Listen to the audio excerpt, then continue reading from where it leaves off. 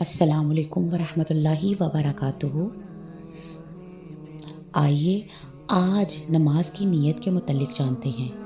آپ میں سے بہت سے لوگوں کا یہ سوال ہوتا ہے کہ کیا نیت کے لیے زبان سے اقرار کرنا لازمی ہے؟ تو آئیے جانتے ہیں کہ نماز سے پہلے نیت پڑھنا عقل، نقل اور لغت تینوں کے خلاف ہے۔ عبادات مثلاً وضو، غسل، نماز، روزہ اور زکوٰۃ وغیرہ میں جو نیت واجب ہے، بالاتفاق تمام ائمہ مسلمین کے نزدیک اس کی جگہ دل ہے، یعنی دل کے ارادے کا نام ہی نیت ہے۔ قیام، حدیث کی روح سے کھڑے ہو کر نماز ادا کی جائے۔ عذر کی صورت میں اگر طاقت نہ ہو تو بیٹھ کر، اگر بیٹھ کر ادا کرنے کی بھی طاقت نہ ہو تو لیٹ کر نماز ادا کی جائے۔ استطاعت کے باوجود بیٹھ کر فرض نماز ادا کرنا جائز نہیں ہے۔ بلا عذر بیٹھ کر نوافل یا سنتیں ادا کرنے سے نصف اجر ملتا ہے۔ تکبیر اولیٰ، قبلہ کی جانب منہ کر کے اللہ اکبر کہتے ہوئے رفع الیدین کیا جائے۔ رفع الیدین ہاتھ اٹھاتے وقت انگلیاں نارمل طریقے پر رکھیں۔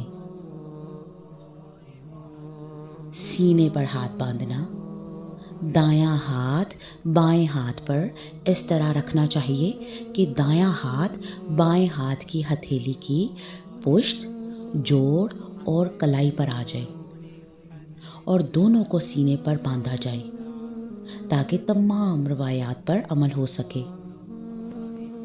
آئیے اس میں عورتوں اور مردوں کی نماز کے متعلق بھی جانتے ہیں، جو بہت پوچھا جانے والا ایک سوال ہے کہ کیا عورتوں اور مردوں کی نماز میں کوئی فرق ہے؟ تو جانتے ہیں، عورتوں اور مردوں کی نماز میں کوئی فرق نہیں۔